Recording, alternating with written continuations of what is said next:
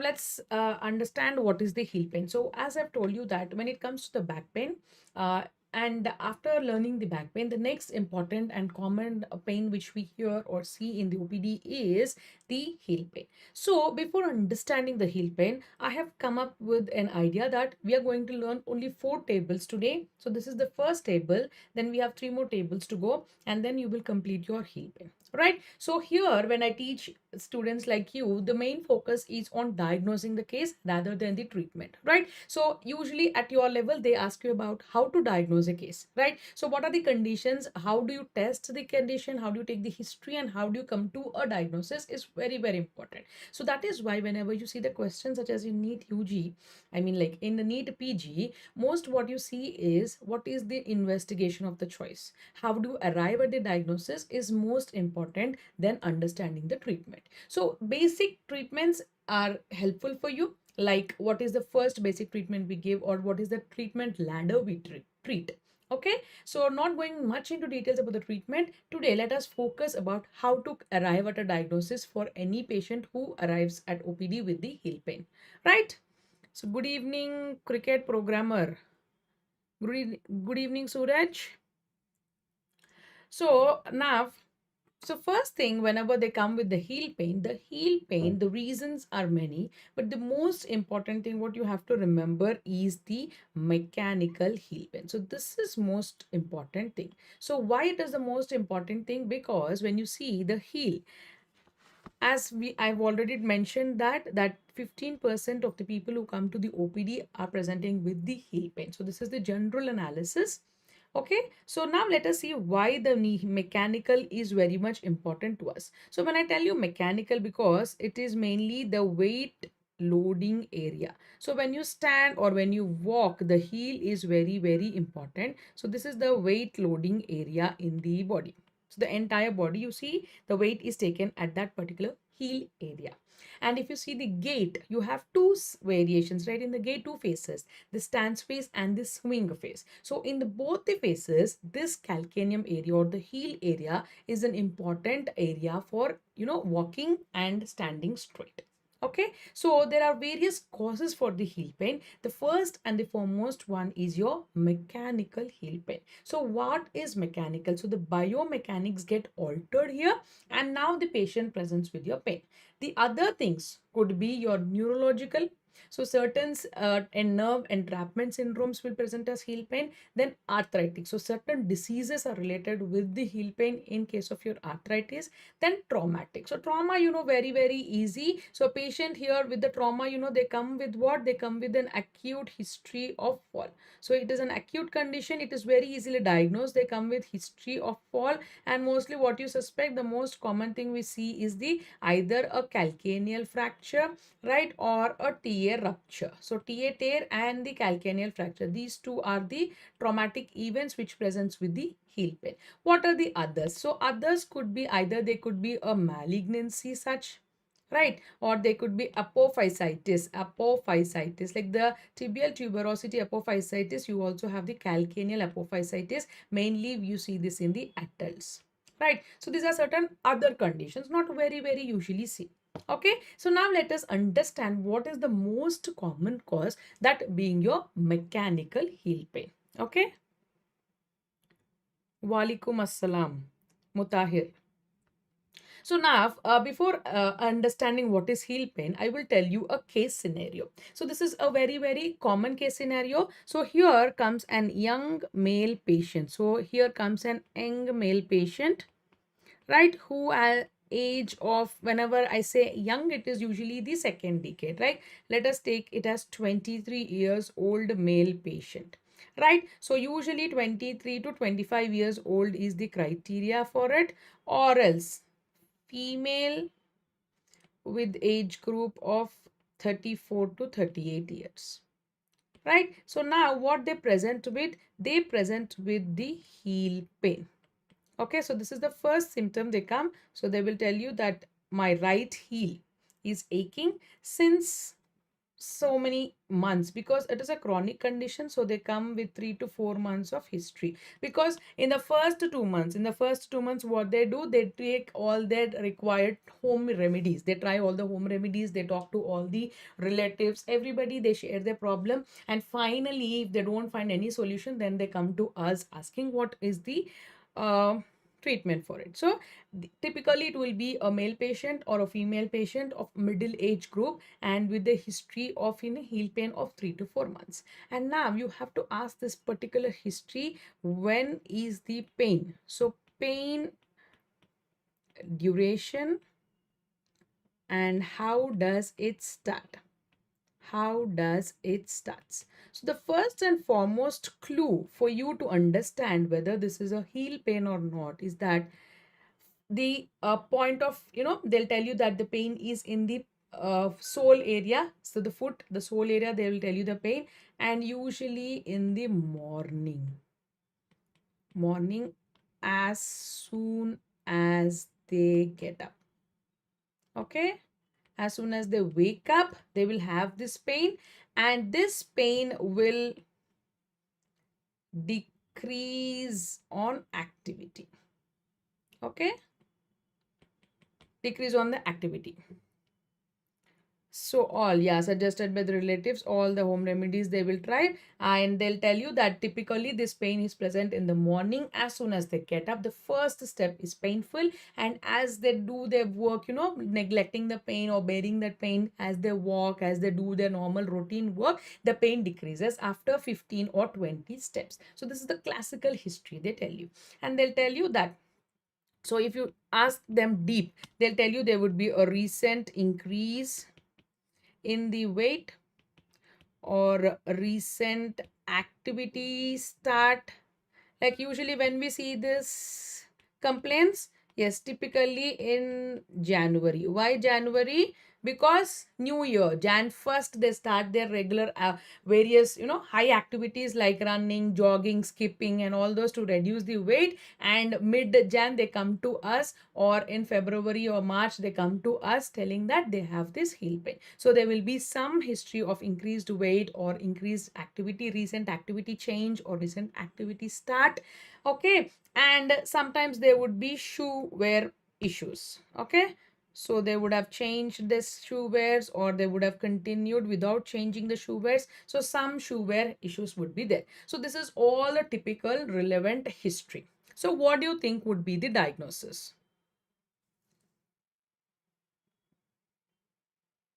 Yes, what do you think is the diagnosis? Now I've told you that this is the case of a patient. Let us assume that this time we'll take it as female. So it is a female with age of 34 years has come to you with the heel pain, and duration is like it has started from 3 to 4 months, but usually it will be more in the morning. The first step, so it is typically described as the first step, right? And it decreases after some activity, like after 15 to 20 steps, right? And then there would be, then she has some issue with the weight, so she has put on some weight, so she was trying to reduce the weight by doing exercises.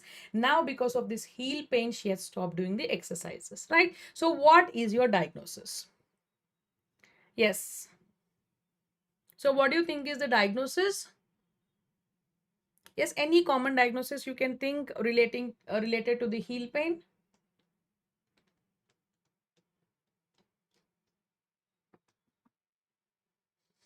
Yes, Vishnu.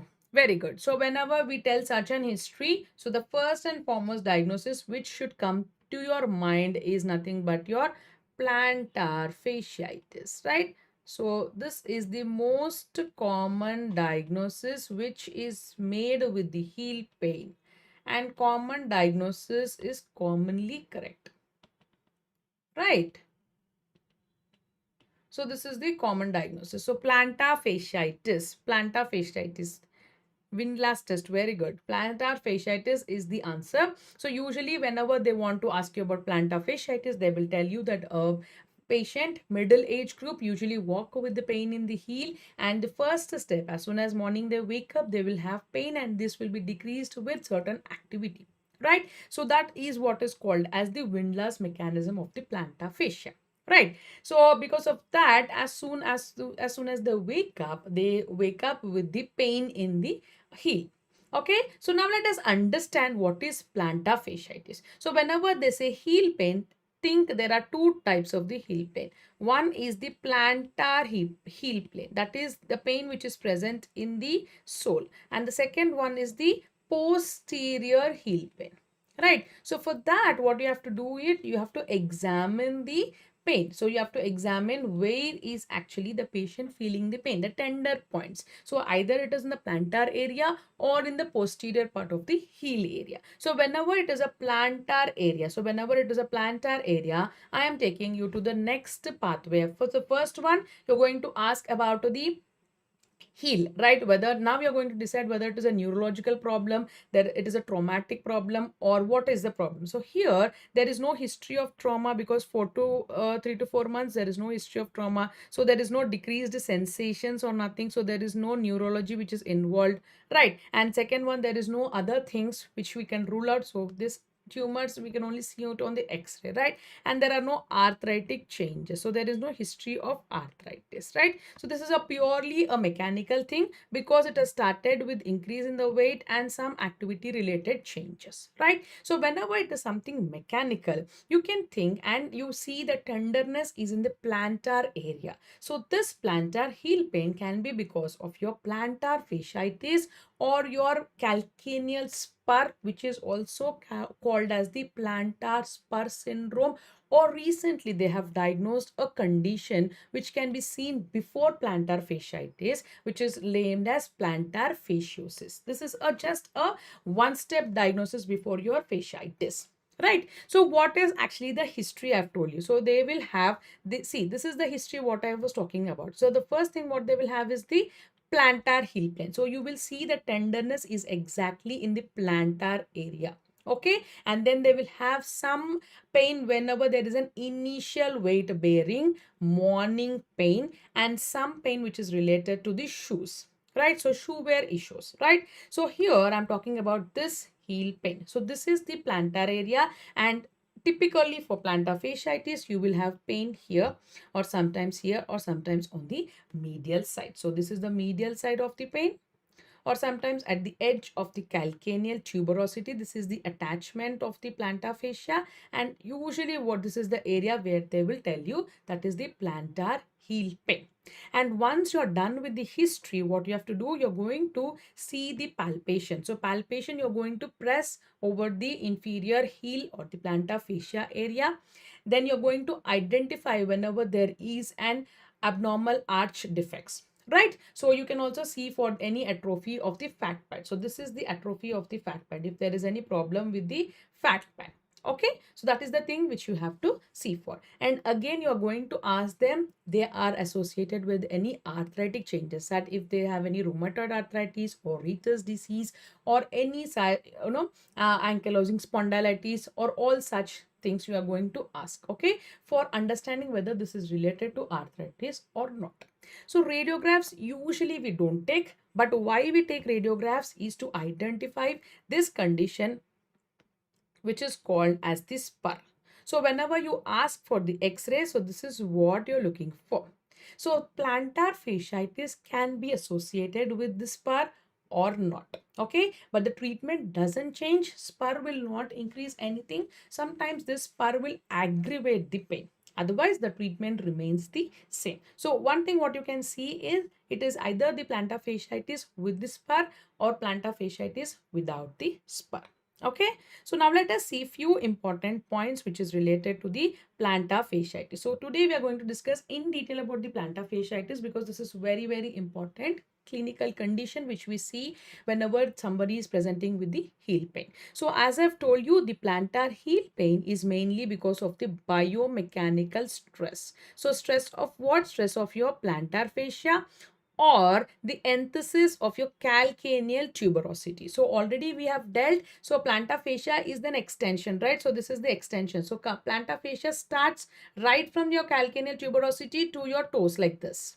Okay, so this is what is called your plantar fascia. So the whole part is painful. So you can see this, the entire area would be painful. Or what is enthesis? Enthesis is the attachment of your plantar fascia to the calcaneal tuberosity. Okay, so how they present? Usually they present with the heel pain. And when do they present? This also we have discussed. Usually they see in the morning upon rising, right? Or after certain rest. If they rest and again they tend to walk, then the pain appears, right? And it will decrease, and if the day proceeds on, their feet increases. So if they are working hard, if they're doing the activity more, again the pain recurs, right? So what is other associated things which can be associated? So first is high BMI, your weight. As we have discussed, the patient might be overweight, right?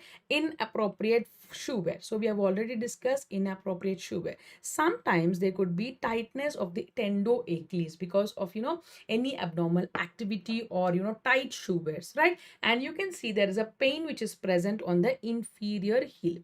So this is the pain which is present on the inferior heel or the plantar fascia. So these are the significant findings which you see, right? And then you should ask them if there was any history of trauma, or what is the current shoe wear, and how many times do the pain come back. Okay, so sometimes you have to add these points also to make it very sure that this is related to plantar fasciitis or not. Okay, and then you should also rule out the other neuropathic conditions. So for that you have to check for the sensory disturbances. So sensory disturbances either as radiation of the pain. Okay, so if the pain is radiating somewhere, then you can add a component. So neurological component can be added to it. So sometimes the patient will have only heel pain which is related to the disc prolapse also, right? So they might not be aware that the pain is radiating right from the back to their heel. So this is very important for you to ask them whether there is any radiation of the pain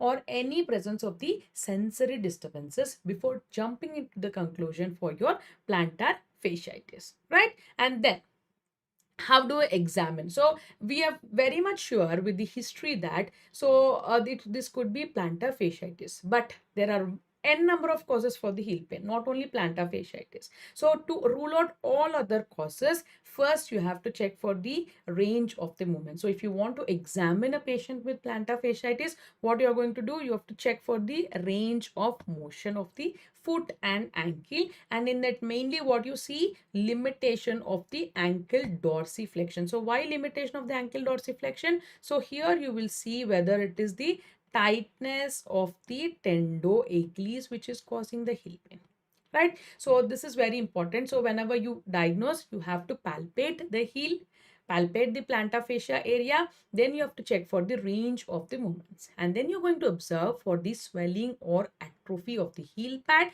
and you're going to check such as hyperesthesias and dysesthesia, so any sensory disturbances. And finally you're also going to see the alignment of the foot. Okay, alignment of the foot and the gait analysis. Sometimes there would be deformities of the foot. So these deformities of the foot might result in your pain in the heel. Okay, so you have to analyze what is the architecture of the foot and how is the patient walking on, or your gait evaluation, like what are the pressure areas where he is putting pressure on the heel or on the toes. Okay, so this we can also evaluate using a machine. So we'll also get the gait analysis. Okay, you can also go for the gait analysis. And finally, one thing, it is not very appropriate at your A level, but what you have to remember is sometimes they will see the quality of the height of the plantar fat pad. So plantar fat pad is nothing but this particular area they will calculate. So this is the plantar fat pad they will calculate. So it should normally be 8 mm or so. If it is less, again it might result in the proper there would be disturbances in the gait, and the patient may land up with the pain. So that is also important, the plantar fat pad.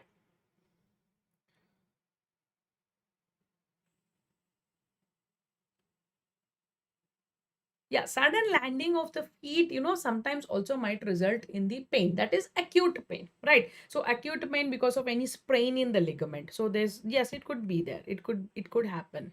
Yes. So whenever, see, so first Remember, so plantar heel pain is for plantar fasciitis. The most important cause is the biomechanical stress of the plantar fascia, right? So you see with the pain, then you see there is a pain mainly in the morning, as I've told you, and as the day progresses decreases, but if the activity increases, again there will be pain. What are the most important findings you see here? Usually we see tightness of the ectendoachilles related with the increased body weight. You see palpation, pain there will be, and there would be inappropriate shoe wear. Usually these are the significant findings, right? And one, what you have to examine, you have to examine for the range of motion of the foot and ankle. You're going to palpate the heel and the plantar fascia. Then you're going to check for any atrophy of the heel pad or the swelling, and your gait analysis, right? And how do you do the quality and height of the plantar? Fat pad is also implicated as some of the important factor for your heel pain, right? So these are the things which you have to look for when you're dealing with the plantar fasciitis. And now you want to be very sure whether the spur is present or not, because on palpation, if you find the tenderness or if you find note anything near the calcaneal enthesitis, like near the calcaneal tuberosity, if you feel any bony prominence, you can go for the x-ray. And in the x-ray sometimes you will see this important thing. So this is called your calcaneal spur. So this is your calcaneal spur. Sometimes this could be only reason for the heel pain, right? So in this, what you see, so usually what happens is this is commonly associated with the plantar fasciitis. And if you see this spur, it means that patient was suffering at least from 6 to 12 months before coming to you. Okay, before patient is being either symptomatic or before the presence of plantar fasciitis, this spur has been developed. Okay, if you see the spur, you should educate that patient that this will take a longer way to heal, because there is a rule that is longer the duration of the heel pain symptoms, the longer will be the period to the final resolution of the condition, right? So this is how we have to educate, because once the patient comes to us and you think that we write prescription and they will expect it to heal within 3 days or 4 days, right? So it is not that way. So if it is only plantar fasciitis, you can expect the results to be like it will be 6 weeks for patient to recover well.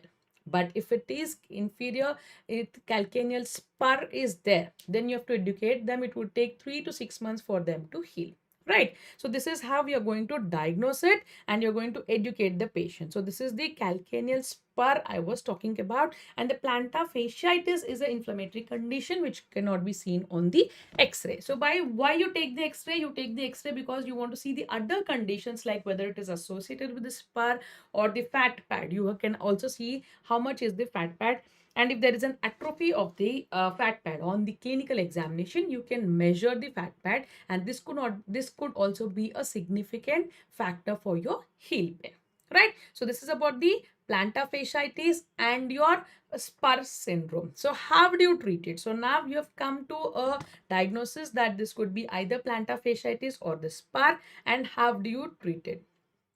So the first and foremost thing, if it is a simple, if the patient is having like symptoms from 3 weeks or 1 month, you can start with padding or strapping, and then you have to exercise. What are these exercises called? These are called the stretching exercises. Very, very important. So this is the one which will help them to heal and recover.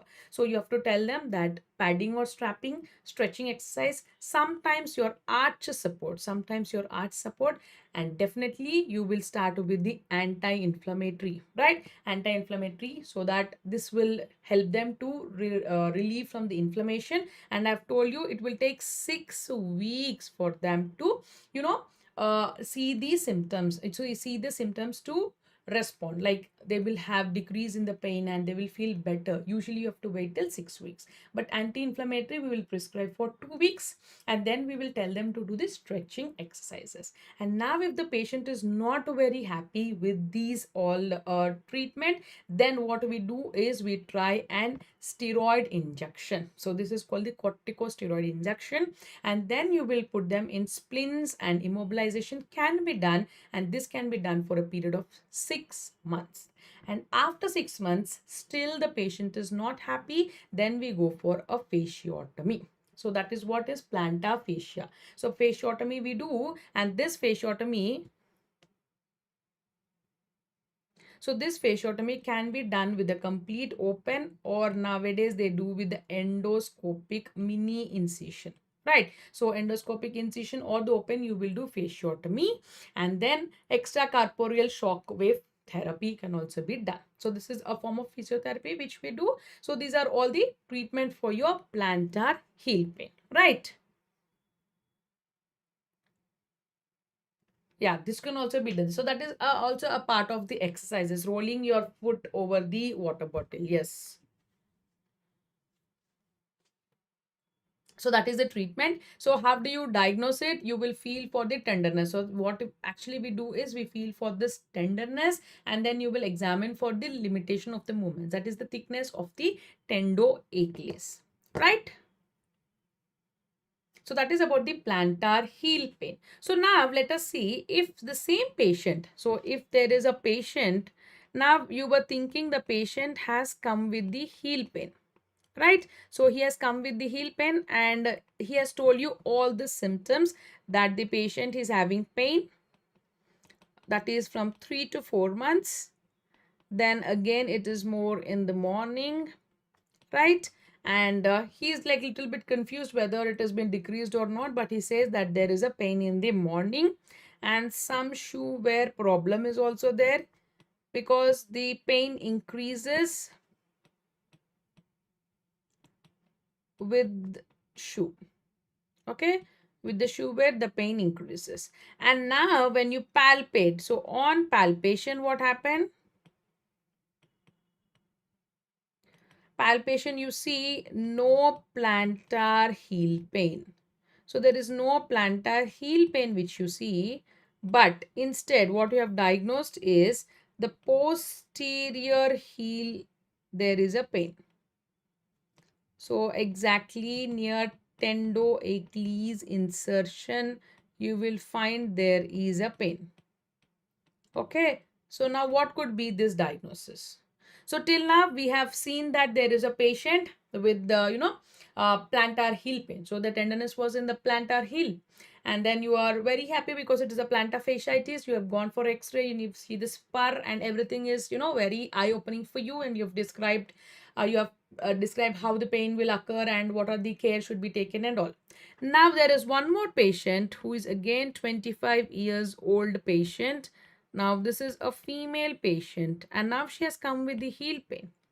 So now she's telling you that whenever she wears a shoe, there is increase in the pain.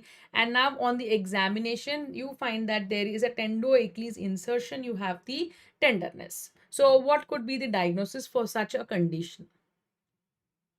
So what could be the diagnosis of this? Yes.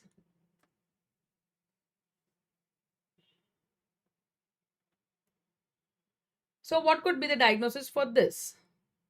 So we have completed plantar fasciitis, plantar spur syndrome, and plantar fasciosis, right? So now we are dealing with one more important. This is the third table you have to see. So the first table, you know how to diagnose the heel pain. Second, if there is a pain in the plantar. Third is posterior heel pain.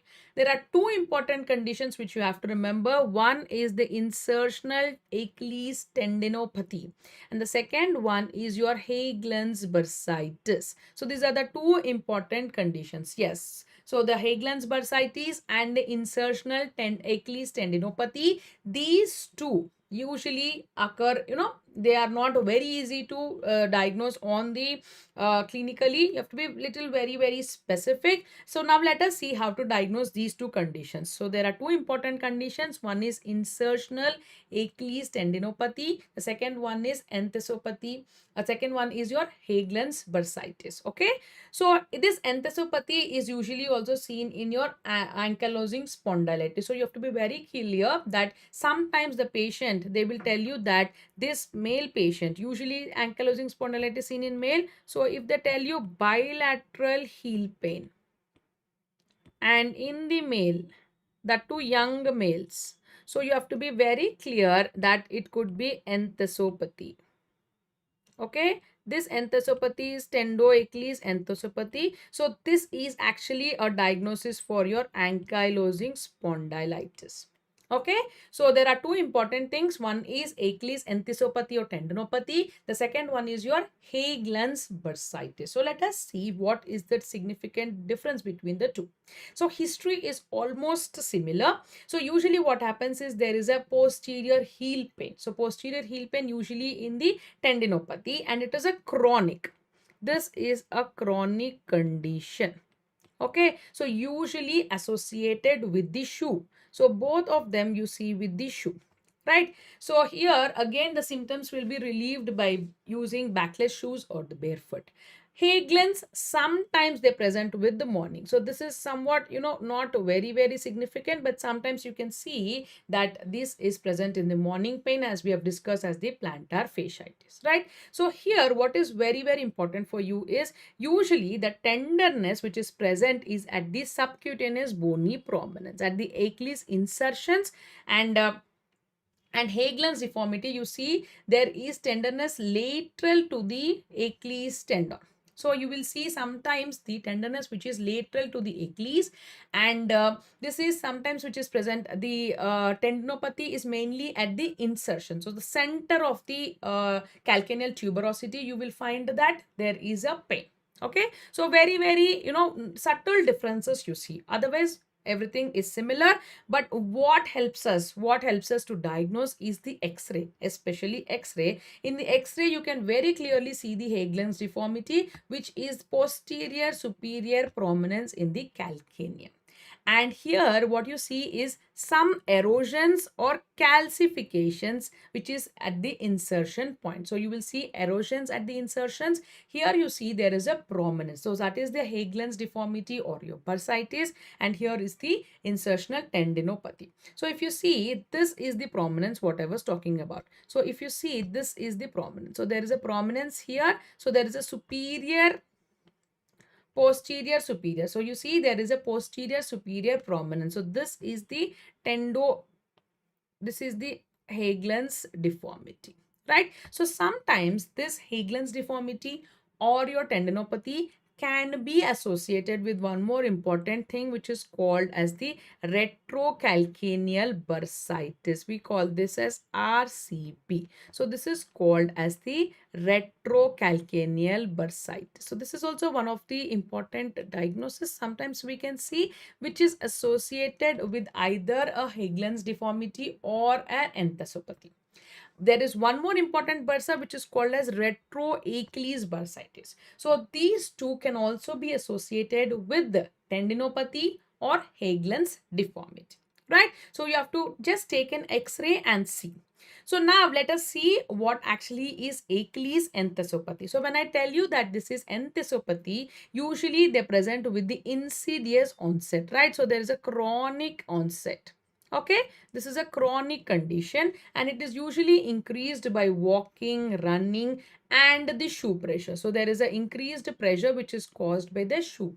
So shoe, whenever it is tight, complete enclosed shoe you are wearing and you fix it tight, you can see there is an increase in the pain. And as soon as you remove this shoe, you will feel that the pain has decreased, because you see the heel part of the heel counter of the shoe is getting, it presses on the tendoachilles. And sometimes what you can see in case of enthesopathy, you will see a prominence mainly at the insertion.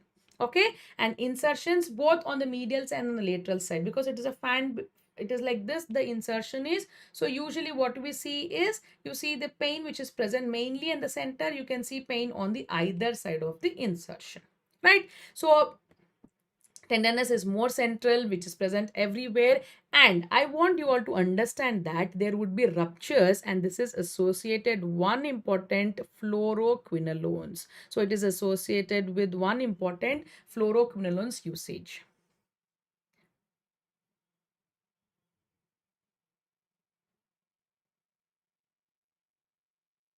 If they fail conservative care at 6 weeks, why repeat or escalate the exact same injection in tier 2?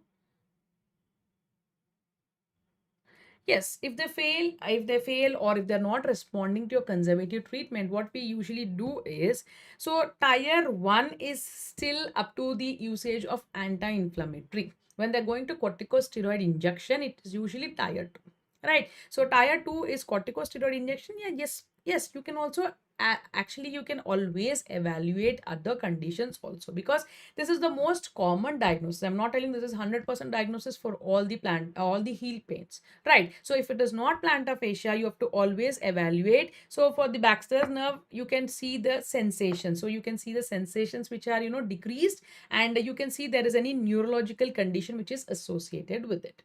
Okay. Yes. So in enthesopathy, you have to see that the tenderness is at the central, right? And then you can see sometimes the usage of the fluoroquinolone is associated with the tendinopathy and the rupture, right? And sometimes I've also told you it is always associated, or it is retrocalcaneal bursitis can also be present in addition to your enthesopathy. Okay. And what on radiographs, what you see usually the proliferative spurring, or you see the calcification. So at the tendons, you see the calcifications, the erosions, or the spurring. So this is about the enthesopathy, right? And then coming to the Haglund's deformity. So Haglund's also can be associated with your bursitis and usually seen in the age group of 20 to 30 years. And here pain and inflammation, it is present as we seen in tendinopathy also, and it is also aggravated by the shoe wear. But what is important is on the examination, you will see that tenderness is lateral to the Achilles tendon and usually associated with some prominent, some palpable prominence. So you will see, because their Haglund's deformity is a projection on the posterior, on the superior side, right? So here what you see on the lateral side of the Achilles tendon, you can see some palpable posterior prominence. Okay. In case of tendinopathy, you will see only the tenderness. The tenderness is diffuse, present both on the medial and the lateral side, concentrated mainly at the insertion site. But Haglund's deformity, remember, it is mainly lateral to the tendoachilles. Okay. And on the radiographs, it is very clear that the prominence is seen on the superior surface of the calcaneum, and this prominence can be quantified. You can see at the specific radiographic angles. So you can see the calcaneum at the various angles, right? So 20, 40, 50 degrees, and you can see the how much it is very prominent, right? So this Haglund's deformity will also sometimes irritate, and it will result in your retrocalcaneal bursitis. Okay. So these are the two important conditions for the posterior heel pain. So the posterior heel pain, you have two important conditions. So one is your tendinopathy, the second one is your Haglund's deformity. So how do you treat it? So treatment is again the same. Treatment is again the same. You will again start with the stretching exercises, right? Again, you will go for anti-inflammatory, okay, and a course of physiotherapy is advised. And for the Haglund's deformity, you can go for corrective osteotomy. So usually not prescribed, not a routine procedure, but still for correcting that, you can go for corrective osteotomy of the calcaneum, right? But what we actually advise is immobilization. Okay, Haglund's deformity, sometimes you can go with the corrective osteotomy, but this corrective osteotomy is not usually done. Okay, so these are the treatment. So again, you can try all this, like for the plantar fasciitis, you can go for the stretching exercises, arch supports. Okay, and second, third year, you go for these corticosteroid injections are not given for enthesopathy. So these are steroid injections are not recommended. Injections are not recommended. So this was asked in the INI-CET recently. So do you give us dose of steroid for TA ruptures? No, we don't. For TA enthesopathy, no. For TA tendinopathy, no. But For Haglund's deformity, you can try a steroid. For Haglund's deformity, you can try a steroid shot, but again, you have to be very careful not to give into the tendon. But for the tenders, anything related to tendo-Achilles, steroid injections are not recommended, and they might result in tear. They might cause the rupture. So that is why no steroid injections. So what you can do is you have to first tell them to take rest, then give proper arch supports, orthotics, night splints, okay, and then proper stretching exercises. For Haglund's deformity, yes, you can try a dose of steroid, but with very caution not to insert into the tendon, and all others can be recommended, right? And one thing what you have to remember is the corrective osteotomy, right? So corrective osteotomy can be done for the calcaneum for treating your Haglund's deformity. So before that, you have to always try for immobilization, giving rest to the part, and then final resort your osteotomy, okay?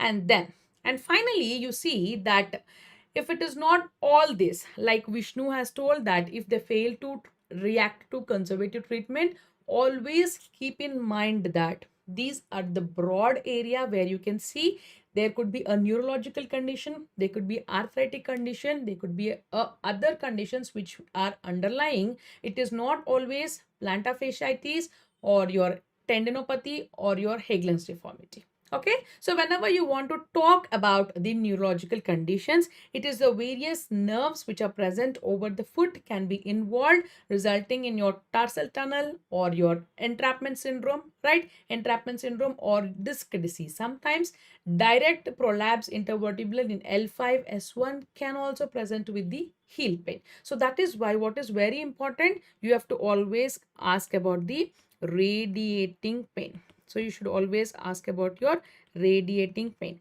and you should always check about the sensation. So always check about the sensation. So these two are very important to diagnose the neurological conditions. So when it comes to arthritis, so now the patient will have polyarthralgia. So it is not always the isolated heel pain. So whenever somebody says the patient is having isolated heel pain, then it is very clear that we are dealing only with the heel pain. But when we are dealing with polyarthralgia, always keep in mind that there are n number of causes like rheumatoid, ankylosing, rheumatoid, gout, psoriasis, fibromyalgia. All this can result in the heel pain, right? Sometimes they can be in combination with the plantar fasciitis also. Okay, so you have to always treat the underlying cause or refer to any specialist and do it appropriately, right? And then finally, trauma is very easy. So there will be always history of trauma or history of fall, right? So radiographs will help you. If in the radiographs, if you see there is a fracture, you will always treat the fracture. Most commonly it would be calcaneum, but sometimes the stress fracture. So what I'm very concerned here is about the stress fracture. So stress fracture, when they're not seen on the x-ray, you can go for the bone scan or you can do an MRI. So the stress fractures are seen in the calcaneum, and then you have to evaluate and treat them accordingly. Okay, so if the radiographs are negative, you should always ask for certain history, and in the history if you find that there is any suspicion, then you can go for a bone scan or the MRI, and usually for the stress fracture we have to go for the MRI or the bone scan to evaluate. Okay, and finally the other condition, so it could be a tumor or an infection or just a calcaneal apophysitis as I've discussed, or a fat pad atrophy, as simple as the fat pad atrophy when you see in certain degenerative conditions or in senile patients. So this can also lead to your heel pain. So these are all the various other conditions, other etiologies which you have to always keep in mind, evaluate and treat. So the first most thing is mainly the fasciitis, and then these are all the conditions which you have to keep it very clear, right? So that is it about the heel pain.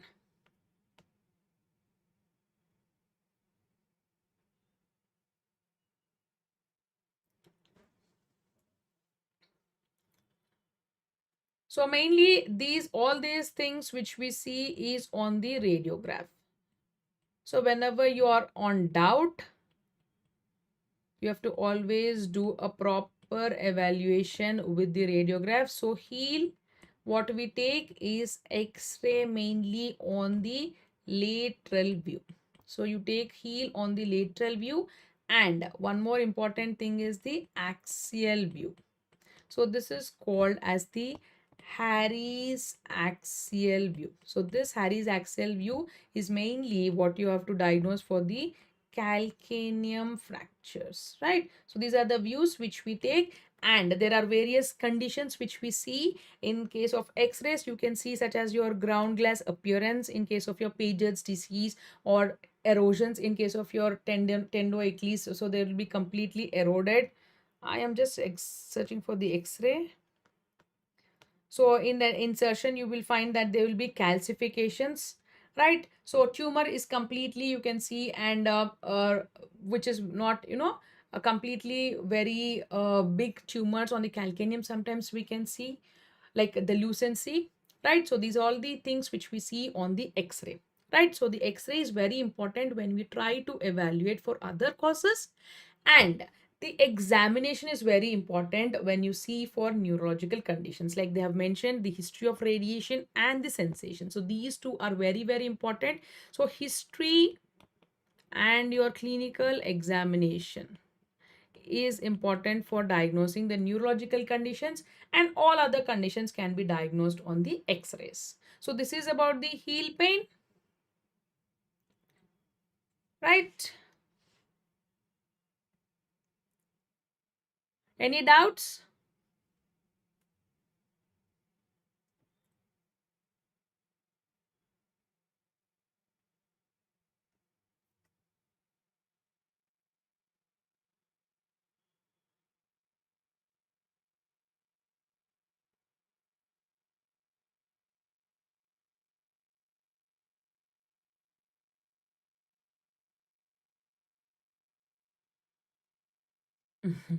Yeah, corticosteroid is listed, sometimes so it is the patient's choice. Sometimes, they will request for the injections. They want, acute, sometimes a great relief of the pain in a hurry. So they want an emergency, something like that. So usually tier 1 or tier 2, it is like you can go for both, or you can also repeat the injection after 6 weeks if they are actually having, better result with the corticosteroid. So it is usually treated like both in tier 1 and tier 2.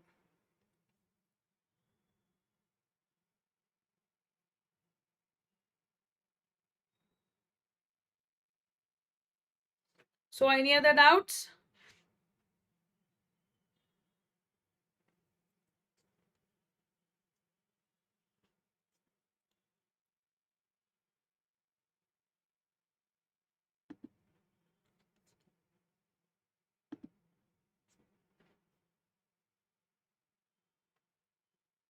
Anything you want me to repeat?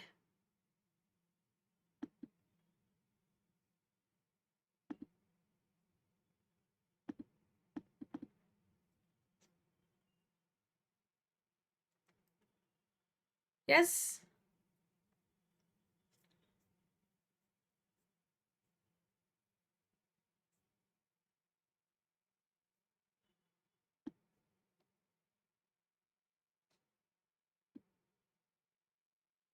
So that's it for today then.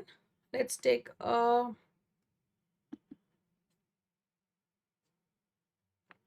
no doubts. So you can always use this Instagram idle.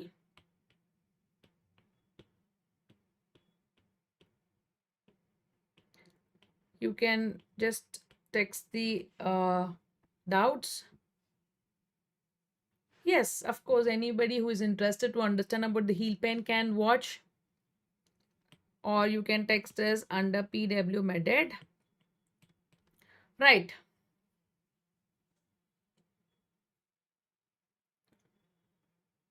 So this session is mainly targeting the undergraduates who are attending the clinics. So if something is helpful for you as a BPT student, we are very happy to help you. So that's it for today then. Taking leave. Thank you. See you all in the next class.